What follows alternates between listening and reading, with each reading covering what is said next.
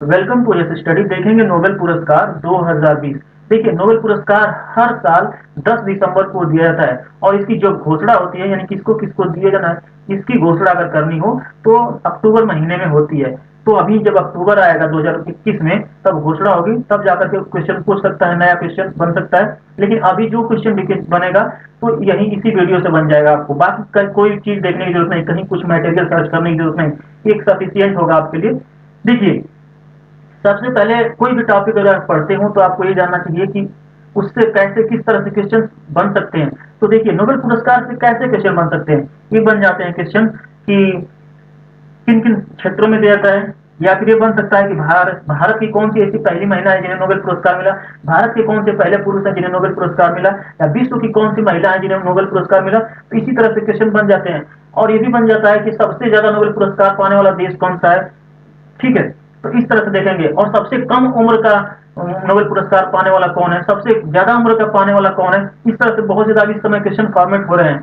दूसरी बात, एक तो डायरेक्टली पूछ लेता है कि चिकित्सा के क्षेत्र में, साइंस के क्षेत्र में, या चिकित्सा या विज्ञान, भौतिक, रसायन, किस क्षेत्र में, उन क्षेत्रों में किसको किसको मिला, डायरेक्टली वहां से क्वेश्चन पूछ लेगा, या फिर इस तरह से पूछेगा। यानी ओवरऑल जो भी क्वेश्चन बन सकते हैं हम सबको कंप्लीट करेंगे। पहले देखते हैं, स्टार्ट करते हैं। ठीक है, नोबेल पुरस्कार की घोषणा 1901 में की गई अल्फ्रेड नोबेल के याद में।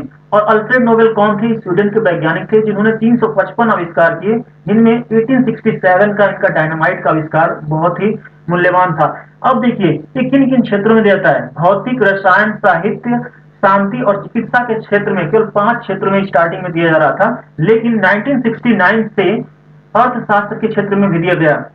देखिए, इसको जब स्टार्ट किया गया था 1968 में, 1968 में इसकी घोषणा की गई थी, और 1969 से ये दिया जाने लगा। देखते हैं कि कौन कौन सी संस्थाएं इनको देती है।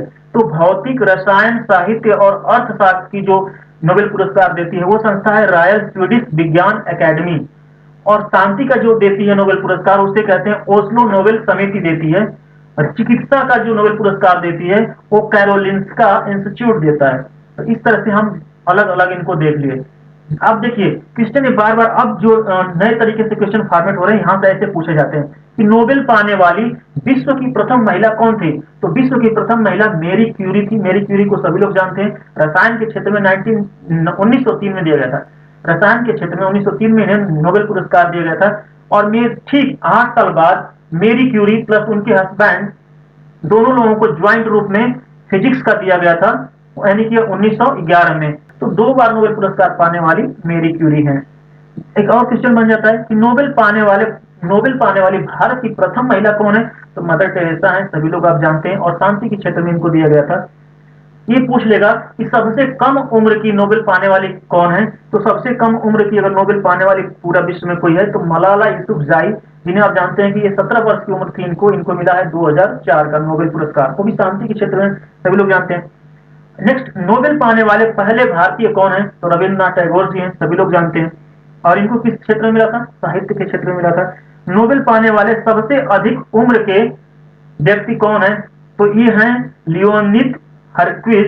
इन्हें 90 साल की उम्र में मिला, और इकोनॉमिक्स के क्षेत्र में, यानी कि अर्थशास्त्र के क्षेत्र में मिला था 2007 में। नेक्स्ट है, नोबेल पाने वाले सबसे ज्यादा अगर कोई नोबेल मिला है तो देखिए क्वेश्चन ऐसे बन जाता है, सबसे ज्यादा नोबेल पाने वाला कौन सा देश है। तो अमेरिका है, उसके दूसरे नंबर पे जर्मनी है, तीसरे नंबर पे ब्रिटेन, और चौथे नंबर पे फ्रांस।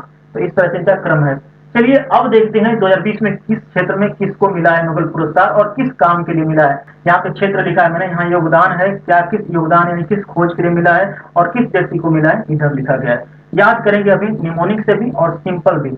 पहला है शांति। शांति के क्षेत्र में मिला है भूखमरी मिटाने के लिए। और भूखमरी मिटाने के लिए कोई न कोई संस्था काम की है, वो की है वर्ल्ड फूड प्रोग्राम संस्था ने, जिन्होंने 100 मिलियन से ज्यादा लोगों को अभी कोरोना काल में भूख के जो मर रहे थे भूख से, उनको अलग अलग कंट्रीज में प्रोवाइड किया है भोजन। तो इस तरह से याद रखेंगे। देखिए, याद करें कैसे रखेंगे। शांति, शांति कैसे मिलती है किसी को भी, अगर कोई चिल्ला रहा है भूख से, अगर कोई बच्चा चिल्ला रहा है तो भूख से ही चिल्लाते हैं सभी लोग। और शांति कब किसी को मिलेगी? जब उसको हम फूड दे देते हैं। तो बस इसी तरह से रखेंगे कि शांति भूखों को फूड देने से मिल जाती है। तो भूखमरी के लिए मिला है और फूड प्रोग्राम ने दिया है। नेक्स्ट है चिकित्सा के क्षेत्र में हेपेटाइटिस सी की खोज करने के लिए चार्ल्स एम राइस, हार्वे जे अल्टर और माइकल हक्टन को मिला है। कैसे याद रखेंगे? देखिए, याद करना बहुत आसान है।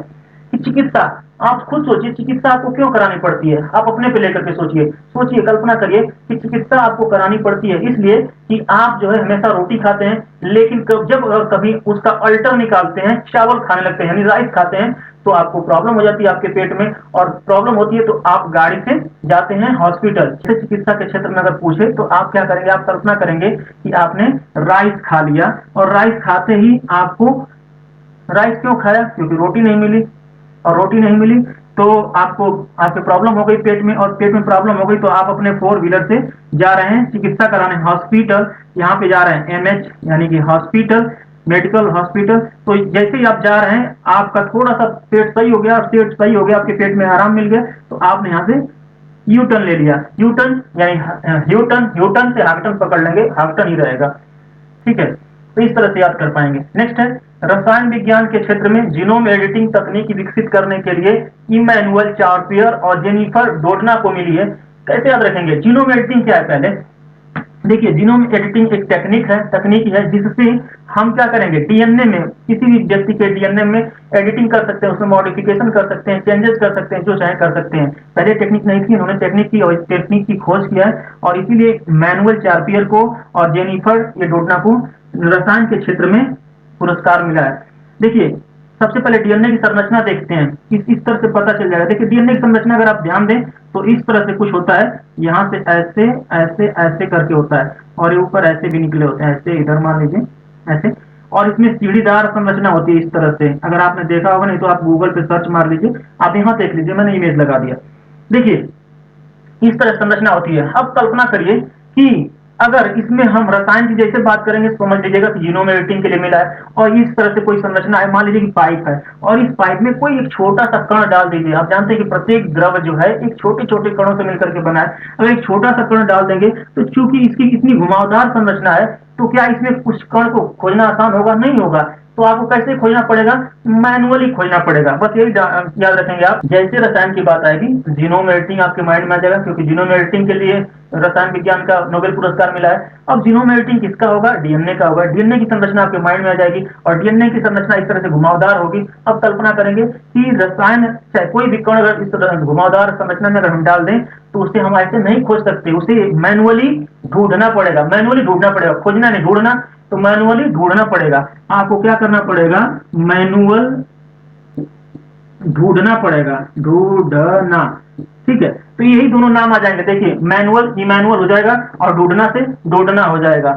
ओके, आप चाहे जैसे भी याद कर लें, इमेज बनाने की तरीका है आपके माइंड में जैसे बन जाए। भौतिकी फिजिक्स, फिजिक्स से रिलेटेड क्या होगा, ब्लैक होल, ब्लैक होल अभी आपने न्यूज में भी देखा होगा, और ब्लैक होल ट्रेजेडी आपने हिस्ट्री में पढ़ा है। तो देखिए ब्लैक होल, अब कल्पना कैसे करेंगे, भौतिकी, भौतिकी से आप एक शब्द पकड़ेंगे विज्ञान, और विज्ञान ने खोज किया है कि क्या करें, किसी तरह की आपकी प्रॉब्लम है तो सही हो जाएगी। अब कल्पना करेंगे कि ब्लैक होल हो गया है, भौतिकी का नाम जैसे आए आपको ब्लैक होल पकड़ना है, ब्लैक होल के लिए मिला है। और ब्लैक होल कहाँ हुआ है, आपकी एड़ी में हो गया है, और एड़ी में हो गया है तो क्या कर रहे हैं, पेन लेकर के वहां पे जेल लगा रहे हैं। ब्लैक होल हो गया है आपकी एड़ी में यानी एंड्रिया, पेन लेकर के, पेन से आप जेल लगा रहे हैं। तो मान लीजिए कि इस तरह से कुछ एड़ी है, इस तरह से आपकी एड़ी की बनावट है, इस तरह से मान लीजिए यहाँ पे ये एड़ी है, तो यहाँ पर आप एक पेन लेते हैं और पेन से यहाँ पे जेल लगाते हैं। एड़ी से एंड्रिया हो गया, और पेन से पेनरोज हो गया, और जेल से गेंजेल हो गया। तो तीनों नाम आपने याद कर लिया। अर्थशास्त्र नीलामी का सिद्धांत दिया है, पाल मिलग्रोम और रॉबर्ट वी विल्सन को दिया गया है अर्थशास्त्र का नोबेल पुरस्कार। कैसे याद रखेंगे, अर्थशास्त्र यानी इकोनॉमिक्स, और इकोनॉमिक्स हमारी स्थिति कंडीशन खराब है, खराब हो जाए तो नीलाम करना शुरू कर दो। जैसे मोदी जी नीलाम कर रहे हैं, कहीं ताजमहल, कहीं कुछ तो कहीं कुछ तो कहीं लाल किला। तो इसी तरह से हम सोचेंगे कि जैसे इकोनॉमिक कंडीशन खराब हो, नीलामी करना शुरू कर दो, और नीलामी करो तो सब कुछ कर दिया नीलामी।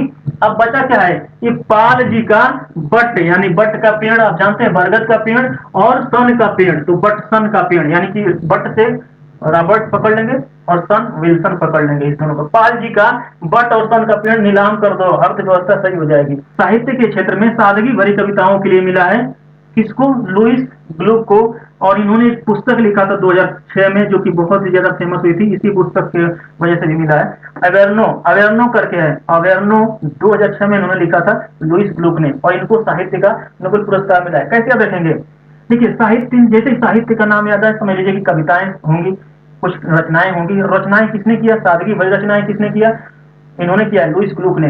याद रखना बहुत आसान है। आपने गाना सुना होगा कि मेरे फोटो को सीने से यार लगा ले सैया, आगे आप जो भी जाने। तो ये हमारे लिए क्या है, सादगी भरा गाना है। सादगी भरा तो है नहीं, ऐसे वैसे बकवासी है।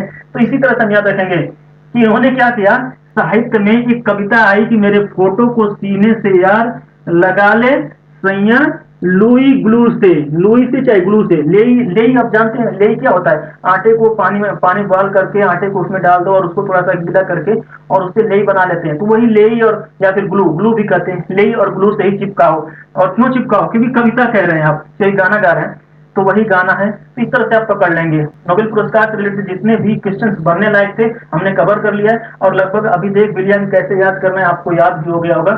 मिलते हैं नेक्स्ट वीडियो में। जय हिंद।